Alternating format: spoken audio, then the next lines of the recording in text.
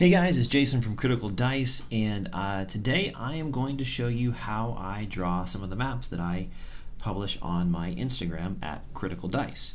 The tools I'm using today are my trusty dot grid Moleskine, and I'll put a link in the description where you can get that. It's just a regular Moleskine that has some just dots all along it. Here I've done some of my other maps that you guys seem to really like. I did the other day, and and so what I'm going to use is just a pencil.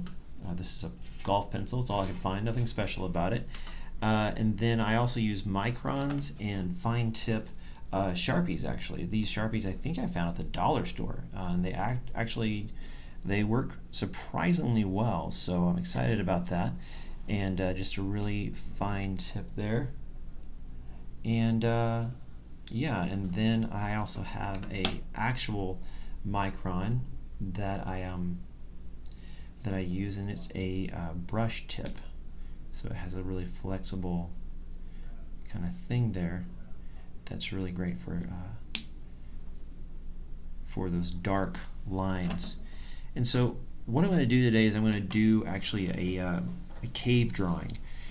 I like doing caves for maps because caves are naturally occurring structures. They're spaces.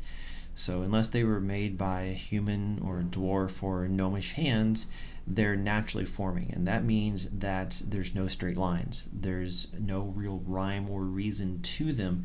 And so if you don't have the steadiest of hands, and my hands aren't that steady, I drink too much coffee, but what you can do then is that if you don't have really steady hands, or you make a mistake or an errant kind of stroke, then it's not a big deal. It adds to the character and the uniqueness to that cave structure. And what I like to do is I like to do a purpose for every space, a purpose for every room. If you think about it, in the real world, you don't build a room just to build a room. You build a room because it is going to fulfill a purpose. And so I'm just going to draw 3 circles here. Well, maybe this top one's a little bigger, and kind of in that Brainiac symbol going on there. And I'm going to do a 4th room here in the middle that's a bit smaller. And I'm just using the pencil because I'm going to erase this later on, but this gives me kind of a plan. And what I'll do here is I'll have this be the first encounter room. I'll go ahead and remind myself to have an entrance here where you first encounter the bad guys.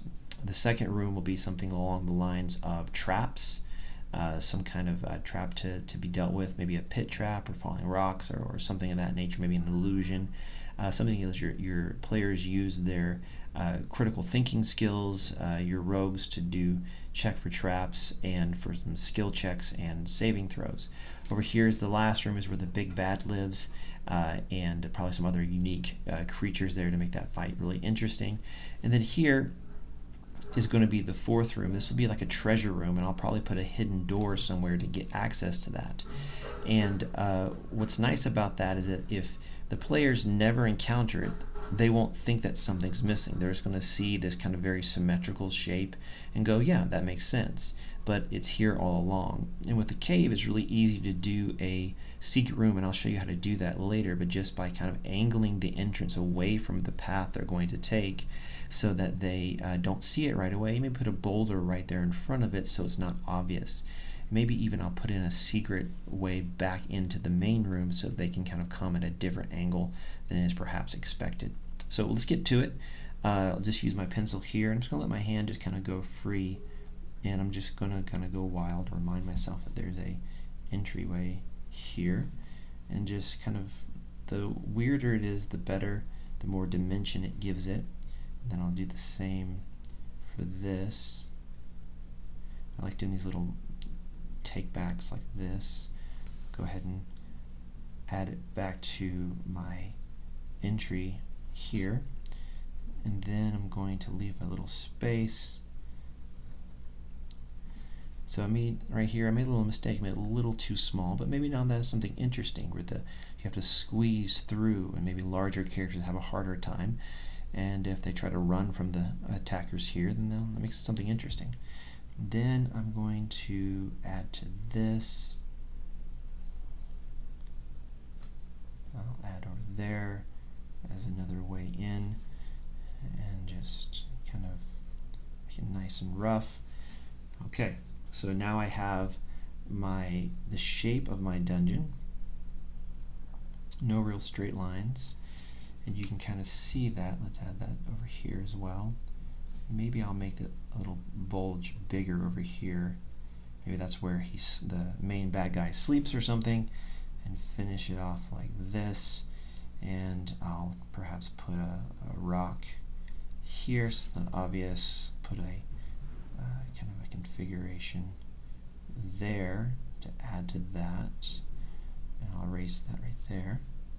Okay, and so later I'm going to go over this with that really thick pen you saw earlier that has that brush tip to make it really clear that these are the edges of my dungeon or my cave system here.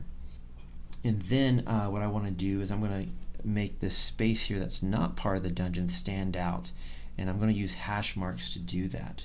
And the hash marks that I use are basically just 3 lines, concentric lines, kind of like that, parallel lines. And then after that I make something that is perpendicular, the 90-degree angle.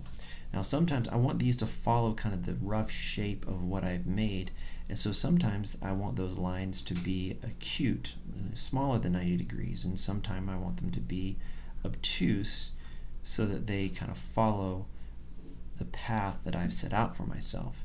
And really you can fudge this a lot, and what I hate is when it becomes too formulaic. Like that, and it just stays perfectly 90 all the time.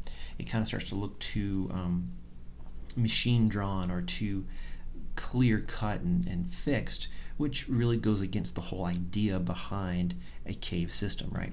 So that's what I'm going to do. I'm going to just start to add in those lines here. Now I like to do everything in pencil first, and it's easy to erase. Here's where I'm going to make those acute to go with that shape, and I'll just keep flying it out there, and that'll help fill in this. Because if I make a mistake, I want to know about it ahead of time. And I know this isn't going to be perfect, but that's okay. I do like to plan it out just a little bit more than completely random. Kind of flow in with this here. And when I start doing the inking, I'll notice that maybe I got more tight hash marks in there than I did with the pencil, which is pretty blunt. But that's okay. If my pattern changes, I know where I'm headed, and so I can make little changes so that it matches back up with my pre-established pattern. Again, caves are great because you don't have to make it just perfect. You've got a lot of leeway.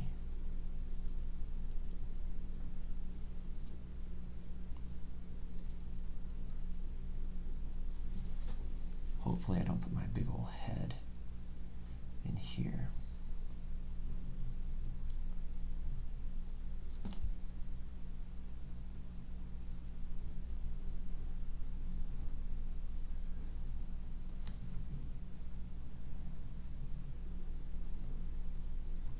And this hash mark system I did not invent. In fact, I originally saw it with a guy online. I wish I could remember his name. I'll put it in the description later. Who does this style, and I went to his website and I just looked at some of the tutorials that he had and started to use it, and I noticed that same artist now did all of the maps to Dragon Heist, and it's the same hash marks, and his are a lot tighter, and I can't really do those tight hash marks as well. So I leave mine a little bit loose, but that's something that I can start to work on more as I evolve as a cartographer. And I know I'm not the best cartographer ever, but I try to do the best I can. And if you look right here, I've got a little problem. I should draw more straight lines here, but I've already got 3 straight lines. And so this is where I can kind of accentuate and put maybe a kind of a box there that'll fill in that space nicely. And come around here and start with the lines. And I mostly draw these maps for my Instagram just to create content for people to use. They can keep this in a notebook or something and then have it as a frame of reference if they're just doing theater of the mind. Or you can use this like I do, which is I like to have a map myself in my little book here, but I also like to have a frame of reference because I'll use a dry erase battle map that has all of the kind of graph paper design on it. And let's see, what I'll do here. I'll just extend these a little bit longer to fill in that space. And then I'll just transfer this with a really quick version of this with the dry erase markers when I make a map the day of. Here I'll put some lines, do some things like that to fill in that space, and here we go.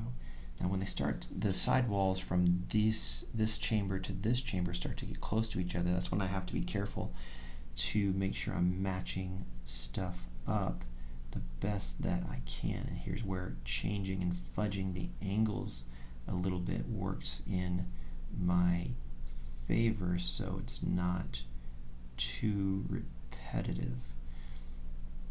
And I don't know how long I've been recording at this point, but it's not too long. You can make a map like this pretty quickly. And just to talk more about what I said at the very beginning, is every room has a purpose. And you want to think about, if you know the party you're going to play with ahead of time, think about what their strengths are. Give them a moment to shine. And so if you have a very paranoid rogue, and that's their purview to be paranoid, it's kind of their job, and they love to check for traps, and they're always rolling perception checks. Having a secret room like right here really plays to that, and they're going to feel rewarded for being their character. But also you want to put some challenges in there as well. Maybe your players aren't known. Now I'm starting to map up here. I'll give a little V shape here to help fill that in.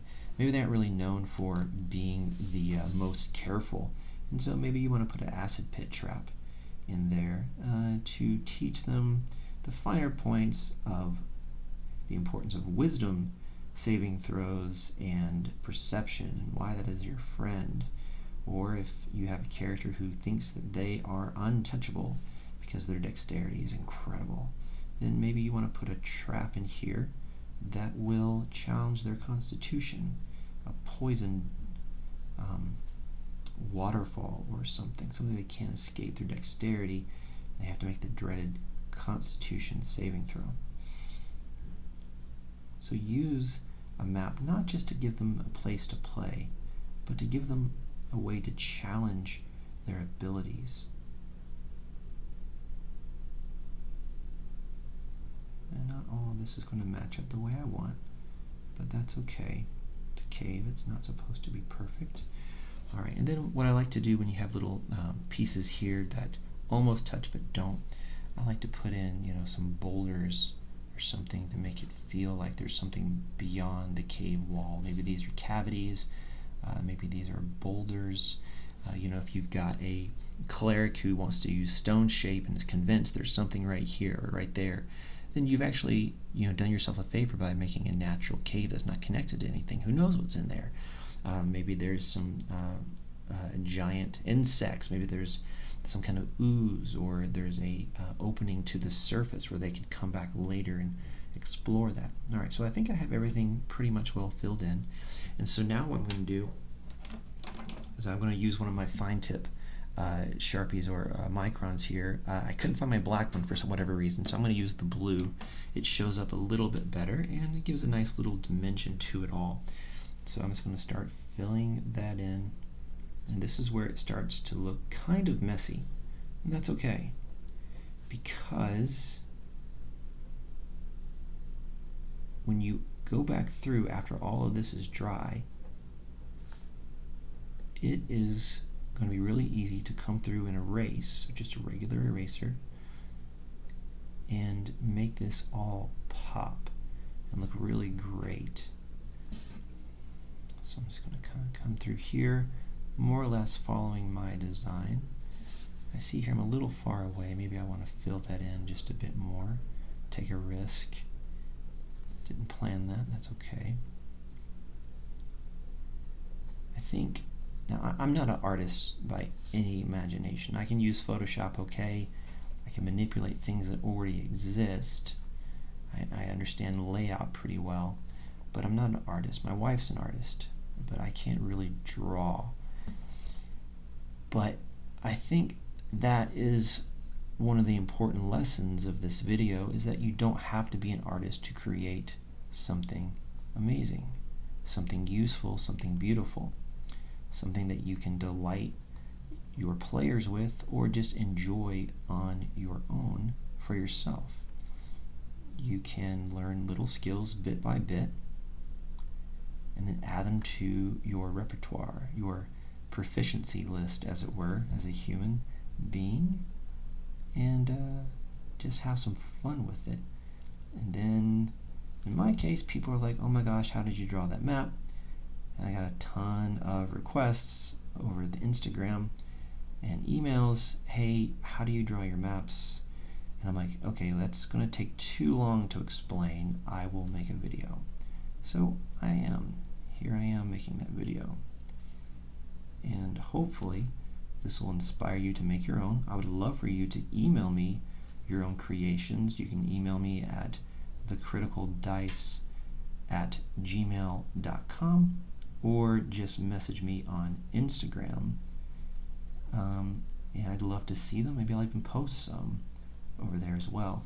Now here's the real struggles. I'm left-handed. Now I have to go over here and hopefully not mess up what I've just drawn. Fortunately, these inks dry pretty quickly, and so I might get a little bit of smudge, but that's alright. This is just for me to use in my next one-shot or campaign. See my hand shaking a little bit there. It's alright. I'm gonna just do really short controlled strokes. This is the straightest thing in the whole map, and it's pretty easy to do. Again, another advantage of using a cave system for a map.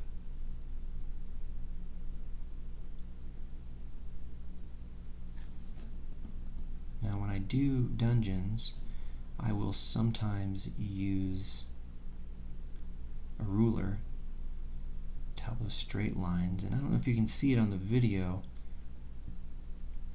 but this Moleskine has a little dot grid, and that's helpful for lining things up just right if you do decide to do that. Oh yeah, I made those lines longer. And gives you a sense of scale as well. You could say that these dots are 10 feet apart. You could say that they are 5 feet apart. You could not say at all and let them try to figure it out, fill in that space a little bit. And yeah, so I'm almost done with the hash marks, and this takes the longest of anything. It's looking pretty good, I think. I can't forget this middle spot. Thought I was done. No, okay. Hold it together. You can do it, man. Alright. Takes a lot of focus to do this. Alright. Okay, let's get this mess in here. So, looking pretty good. It's given some weight and some dimension to it. It's a little messy because of all the extra marks from the pencil. But like I said, in a few minutes we're going to just erase all that.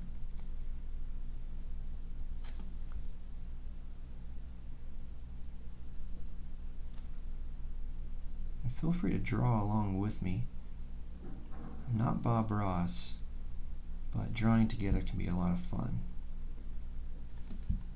I guess that's what I'm talking about when I talk about those little mistakes that add character. Bob Ross would call those happy accidents. Alright, great. I think I got all my hash marks. I don't think I need to add anything there. So now I'm going to come back here with my micron brush tip there, and I'll put the link in the description where you can get those on Amazon. And what's nice about this is that you can put down really low pressure and make the line pretty thin, or you can really crank on it and make big thick lines, which are great for filling stuff in. I try to go somewhere in between, and even the direction you go can change all of that. Alright, now here and I like, if you don't have very steady hands, you always can just do short strokes. The finished product won't look that different. No one's going to know. Just make sure your lines connect. It's much easier to draw just a centimeter or a fraction of an inch at a time than it is to make one perfect long swooping motion. I am, again, not a trained or even skilled artist, so that's starting to pop out pretty good. I gotta remind myself to follow the squiggles I made, not the original circles. Sometimes I forget, but that's all right. I gotta make sure I'm not laying down my hand on that stuff that's not quite dry yet. So maybe I'll go up here to a different spot and fill in up here. Oh, almost forgot where I was going.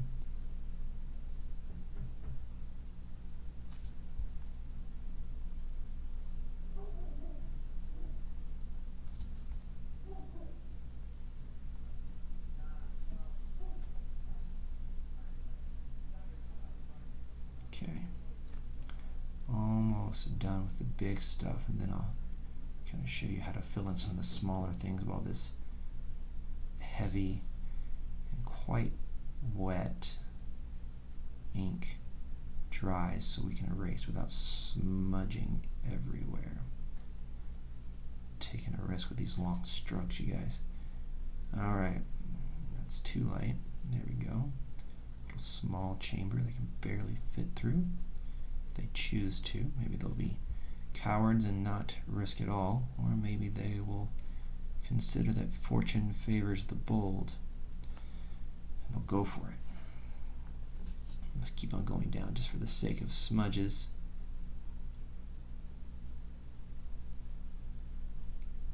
Alright, there's an example of where I left the line, but it's still okay.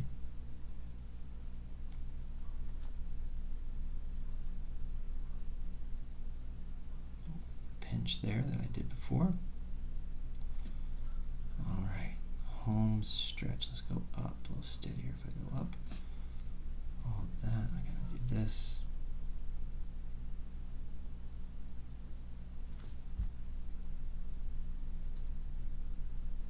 Connecting that.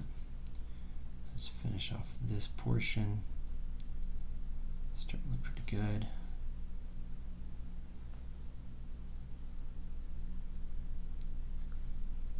Fill in this boulder or empty space or whatever we decide that's going to be later on. Alright, that's looking pretty good. Now while I let that dry, what I'm going to do is I'm going to give it kind of a sandy or a rocky floor. And again, I'm not really sure how well these dots are showing up on the video, but I'm just going to kind of make a little squiggle, sometimes concave, sometimes convex, just really as random as I can figure out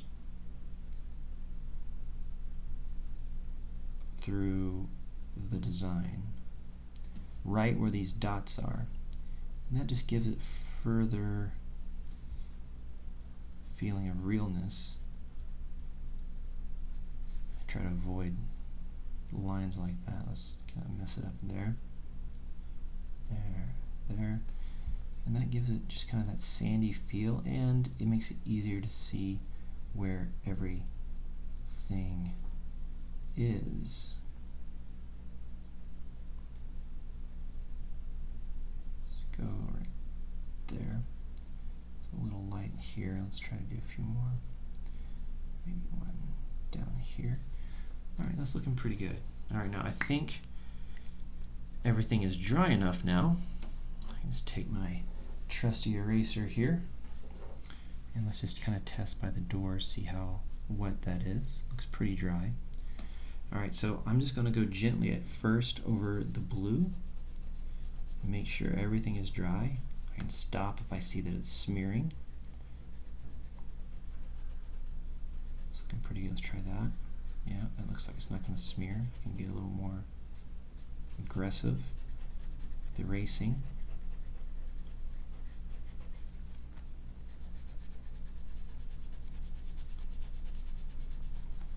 And those blue hash marks start to really pop when we take away all that pen and pencil confusion.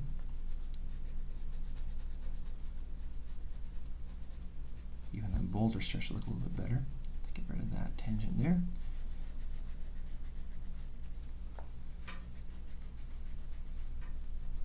Get rid of this guy.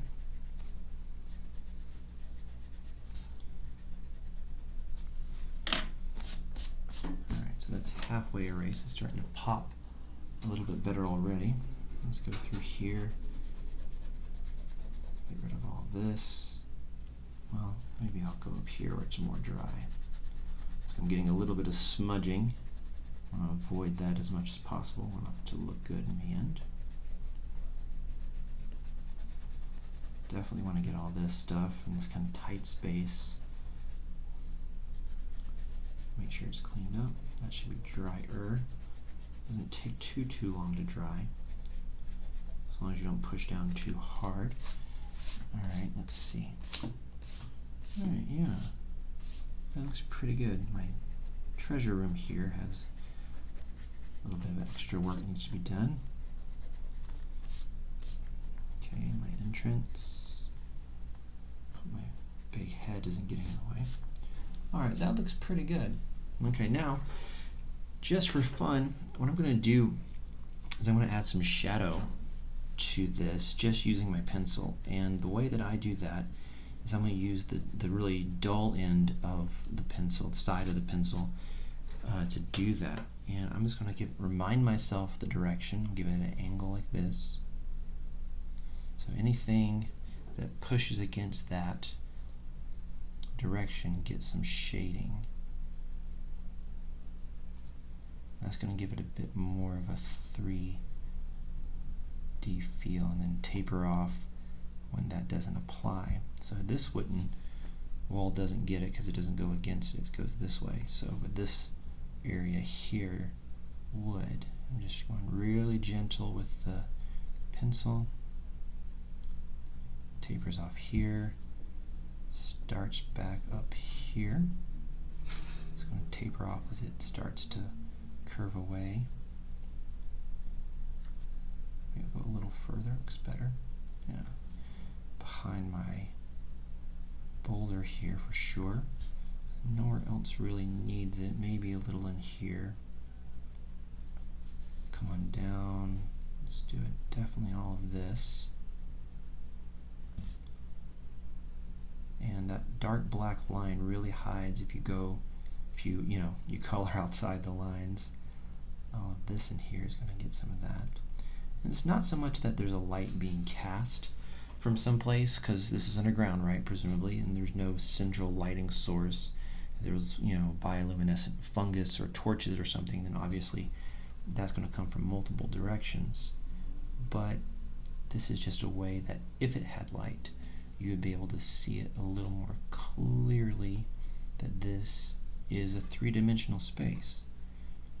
Make sure all of this gets it. Taper off here. Come back in here.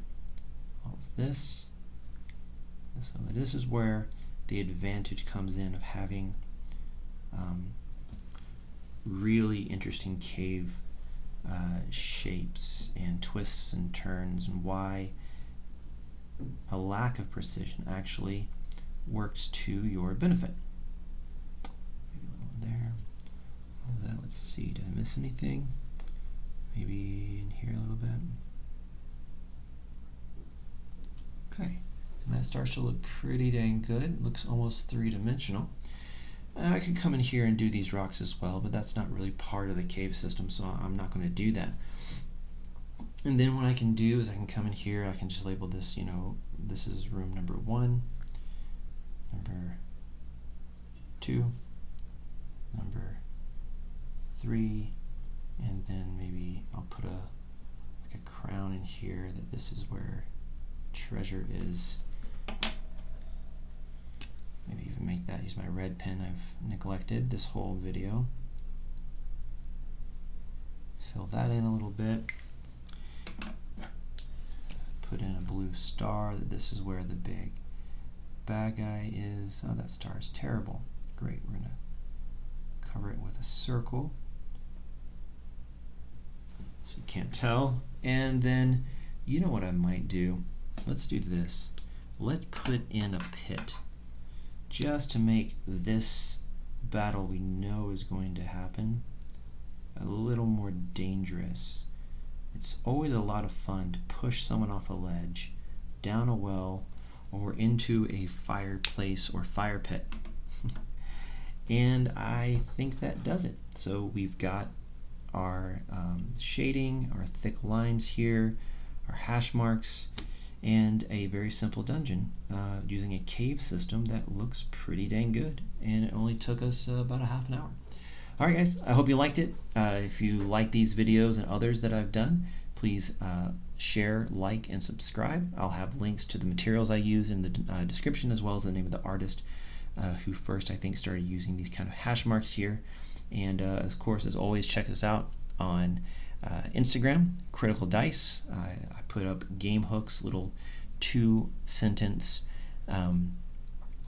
plot hooks that you can use to create your own campaigns at home and do some homebrew for yourself. Alright guys, thanks. We'll see ya.